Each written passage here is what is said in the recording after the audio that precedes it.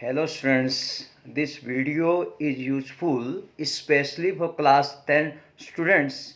I am going to explain the chapter Long Walk to Freedom by Nelson Mandela.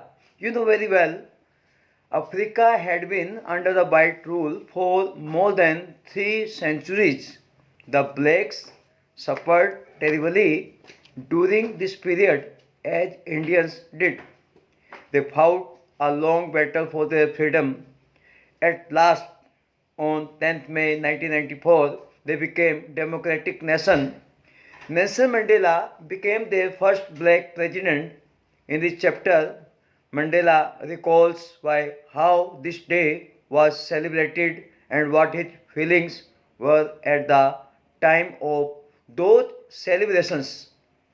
Mandela describes the true meaning of freedom. He says, when an oppressor locks someone behind bars, forgets, forgets that he himself is locked behind the bars of hatred and narrow mindedness. Let me explain main points of the chapter. After a long British rule of more than 300 years, South Africa became a democratic nation in 1994. Nelson Mandela became the first black president of the country. He was sworn in on 10 May 1994. The inauguration ceremony was held in Pretoria, the administrative capital of South Africa. A large number of dignitaries from all over the world came to South Africa on this occasion.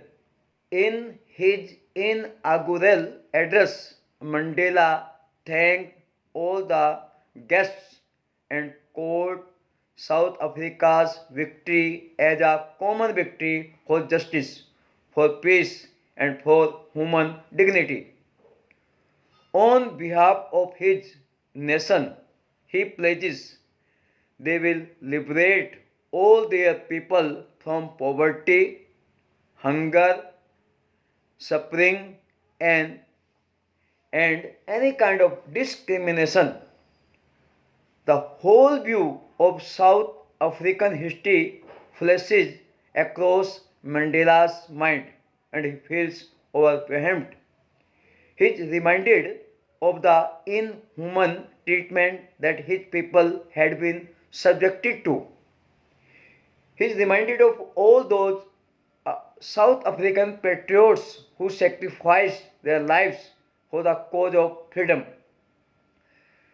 Mandela hints at the deep and lasting wound that the policy of apartheid had given to this country and his people. He pays a tribute to all those heroes who underwent the brutalities of this system. However, Mandela bears no ill will against the whites. He says that no one is born hating another person.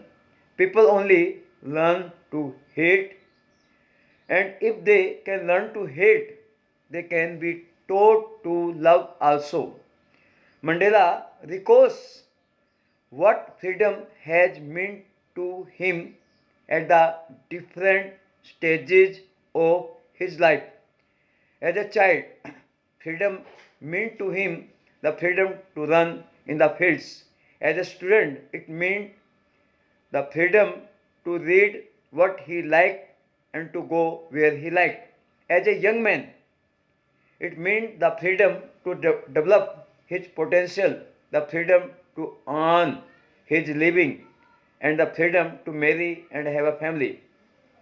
But then he realized that all these were transitory freedoms. Mandela says that his hunger for freedom filled him with courage. It changed him from a frightened young man into a bold one. Now he realized that he couldn't call himself free unless each one of his people was free. Mandela does not find any difference between the oppressor and the oppressed. He says that the oppressor needs to be liberated as much as the oppressed.